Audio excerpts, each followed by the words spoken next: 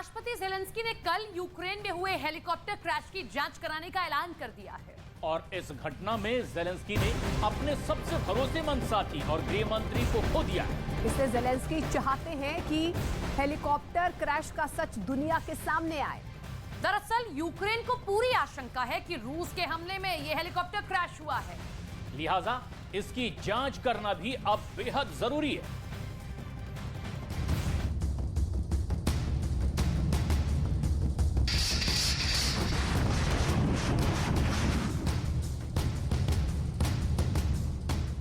बुधवार को यूक्रेन में हुए हेलीकॉप्टर क्रैश का मामला ठंडा नहीं होने देंगे ज़ेलेंस्की।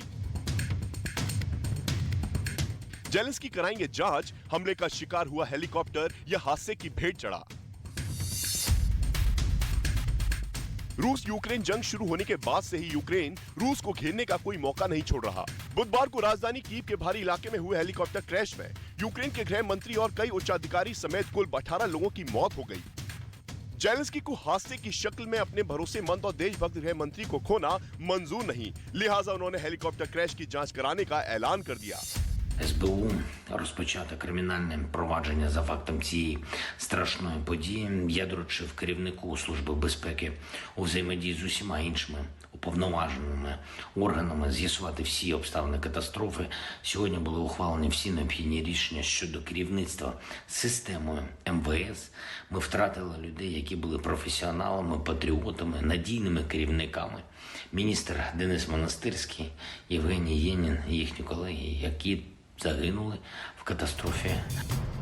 यूक्रेन की एयरफोर्स ने कहा कि जांच रिपोर्ट आने में वक्त लग सकता है। ऐसे हादसों की जांच रिपोर्ट 1 से 2 दिन में नहीं आ सकती। सवाल है कि यूक्रेन के जिस ब्रोवेरी इलाके में हेलीकॉप्टर क्रैश हुआ वो जगह कीव के भारी इलाके में पड़ती है। ब्रोवेरी रूस की सीमा से भी काफी दूर है, हालांकि पुतिन की मिसाइलों से दूर नहीं। रूस की मिसाइलें पूरे यूक्रेन में कहीं भी टारगेट को निशाना बनाने का दमखम रखती है, इसलिए यूक्रेन को आशंका है ये हादसा नहीं हमला है। हेलीकॉप्टर गिरा नहीं है बल्कि मारकर गिराया गया है। इस बीच रूस की तरफ से इस हादसे पर कोई बयान नहीं आया है।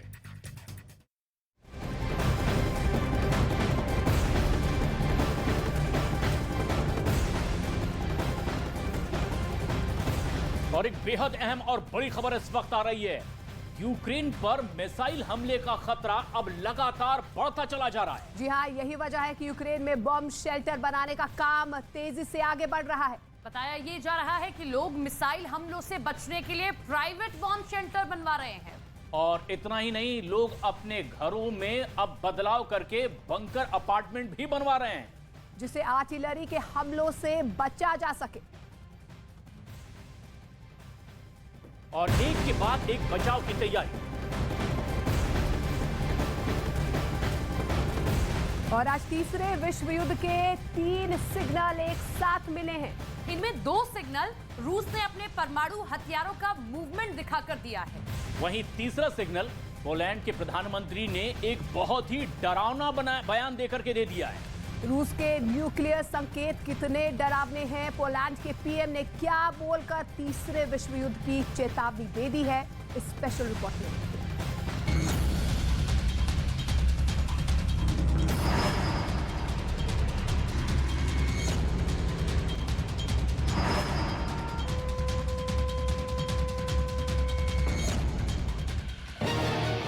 ये तीनों तस्वीरें इंटरनेशनल मीडिया में हेडलाइन बनी हुई हैं। इस वीडियो में दुनिया को क्यों परमाणु खतरे का सिग्नल दिखाई दे रहा है, सबसे पहले इसे जान लीजिए। पहला वीडियो, यह रूस का सबसे घातक और दुनिया का सबसे बड़ा न्यूक्लियर बॉम्बर है। इस बम वर्षक से रूस की न्यूक्लियर फोर्स परमाणु बम गिरा सकती है। रूस के इस न्यूक्लियर बॉम्बर का नाम है TU-160। रूस के इस परमाणु बम वर्षक ने कहां उड़ान भरी है, क्यों भरी है, किसे डराने के लिए रूस ने इसे उड़ाया है? क्या रूस के इस न्यूक्लियर बॉम्बर ने परमाणु बम के साथ उड़ान भरी है?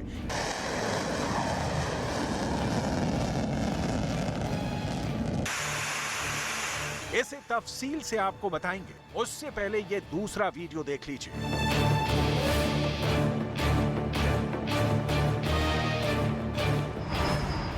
दूसरा वीडियो, ये जमीन से लॉन्च होने वाला रूस का परमाणु हथियार है। रूस का ये एटम बम कहां जा रहा है, जिन परमाणु हथियारों को दुनिया के देश रहस्य के 7 तालों में बंद करके रखते हैं, उसे पुतिन की सेना ऐसे खुलेआम कहां ले जा रही है? इसे जानने से पहले तीसरा वीडियो देख लीजिए।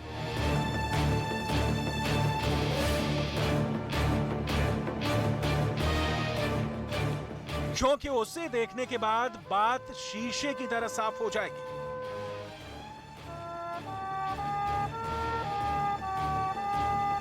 ये रूस के राष्ट्रपति पुतिन का सबसे ताजा वीडियो है। यूक्रेन युद्ध के बीच पुतिन बाहर निकले, दूसरे विश्व युद्ध में शहीद सैनिकों को श्रद्धांजलि दी। लेकिन इसी बीच तीसरे विश्व युद्ध की सीधी चेतावनी सामने आ गई है।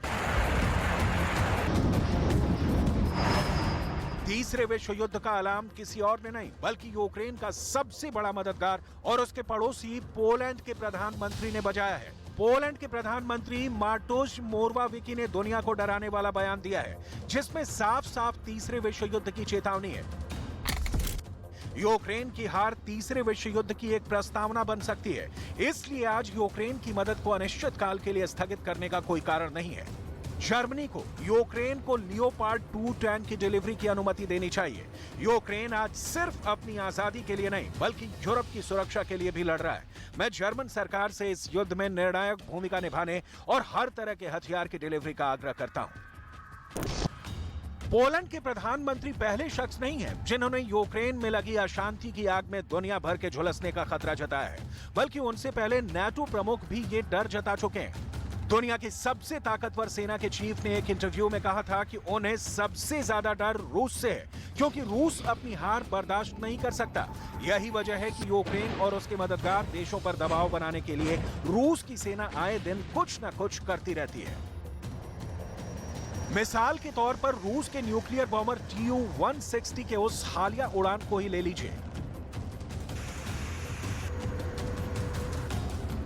रूस ने अभी तक अपने इस खतरनाक बॉम्बर को यूक्रेन में नहीं उतारा है। यह ऐसा बॉम्बर है जिससे यूरोप और अमेरिका तो बहुत अच्छी तरह वाकिफ है, क्योंकि इन्हें ऐसे ही बड़े टारगेट पर परमाणु हमले के लिए तैयार किया गया है।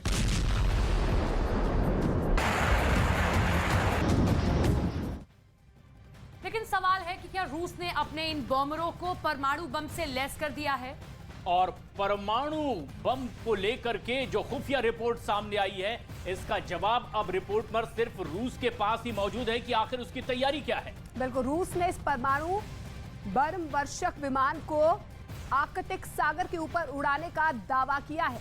हालांकि रूस की तरफ से इसकी पक्की लोकेशन की कोई जानकारी नहीं दी गई है। लेकिन उस बॉम्बर का उड़ान अपने आप में एक बहुत बड़ा संकेत भी देता है कि आखिर उसकी मूवमेंट किस इरादे से की गई है। Tu-160 ये दुनिया का सबसे बड़ा न्यूक्लियर बॉम्बर है, जो आवाज से भी तेज गति से उड़ता है। रूस के पास ऐसे 17 से ज्यादा बॉम्बर हैं और अब इनकी तादाद 25 से ज्यादा किए जाने की तैयारी है। 40,000 किलो बम और मिसाइल लेकर उड़ने वाला यह बॉम्बर आसमान में अमेरिका की सबसे बड़ी दहशत माना जाता है।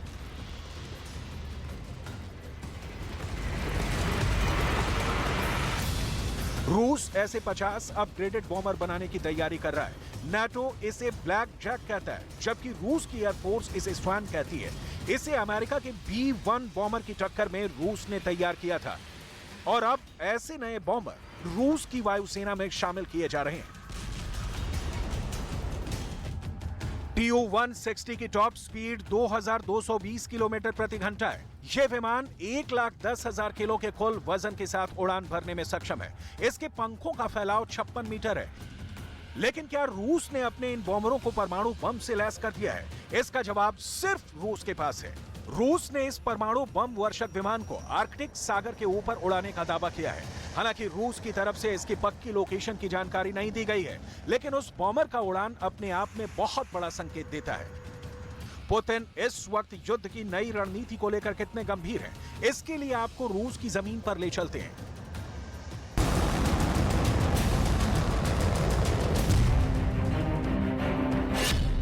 रूस की इस न्यूक्लियर हलचल को क्यों अलग अलग कैमरों में देखा जा रहा है?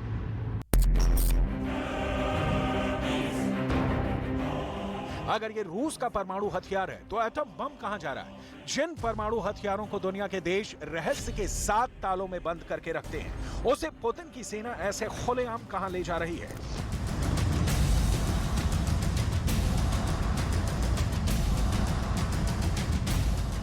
क्या पुतिन अपने परमाणु बमों को लॉन्चिंग प्लेटफॉर्म तक पहुंचा रहे हैं?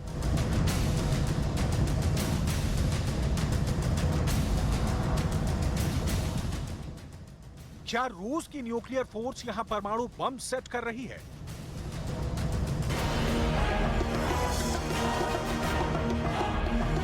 क्या इस न्यूक्लियर मूवमेंट का मतलब परमाणु युद्ध है?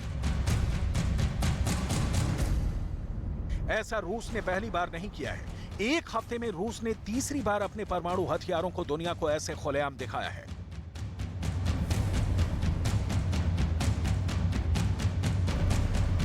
पहला मूवमेंट, दूसरा मूवमेंट, तीसरा मूवमेंट। आपकी जानकारी के लिए बता दें कि ये रूस की न्यूक्लियर मिसाइल है। रूस की ये मिसाइल कितनी खतरनाक है, इसे आप इस बात से समझ सकते हैं कि इस एक मिसाइल के साथ 6 परमाणु बम फिट हो सकते हैं। देखिए परमाणु बम से लोडेड मिसाइल कैसे टारगेट को साधती है, कैसे दुश्मन के रेडार से खुद को छिपाकर मार करती है।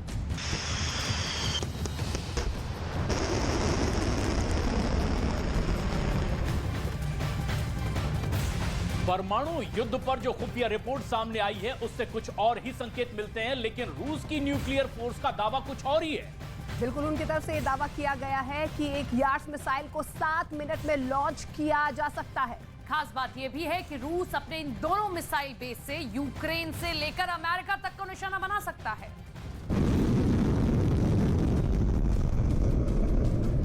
अपने परमाणु युद्धाभ्यास में इस मिसाइल को दागकर पुतिन पहले ही दुनिया को डरा चुके हैं। परमाणु हमला करने वाली ये मिसाइल जब अपने टारगेट की तरफ बढ़ती है तो कैसे आकाश में आग लगाती है, इसे देख लीजिए।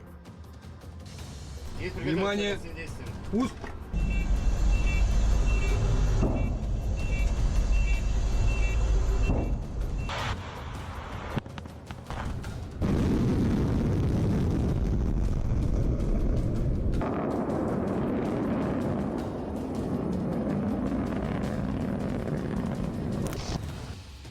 ये रूस की यार्स मिसाइल है, जिसे अमेरिका में RS-24 यार्स मिसाइल के नाम से जाना जाता है।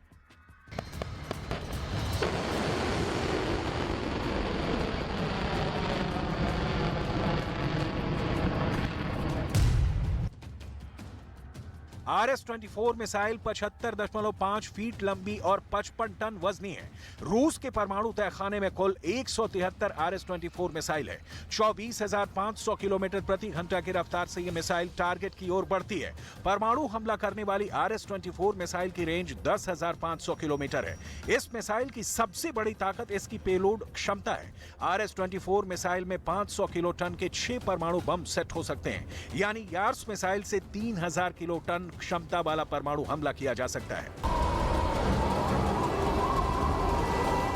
77 साल पहले हिरोशिमा में 15 किलो टन का एक एटम बम फटा था। विस्फोट की जगह पर सघन बादल बन गए थे। वहीं नागासाकी में गिराए गए बम की ताकत 23,000 टन TNT थी।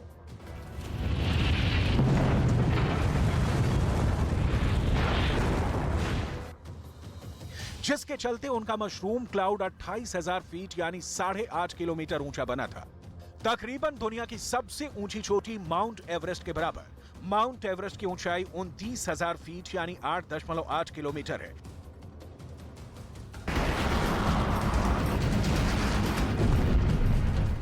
यार्स मिसाइल से हिरोशिमा और नागासाकी से कई गुना शक्तिशाली परमाणु हमला किया जा सकता है। ऐसे में तबाही कितनी अधिक होगी, इसकी कल्पना भी दुनिया को डराती है।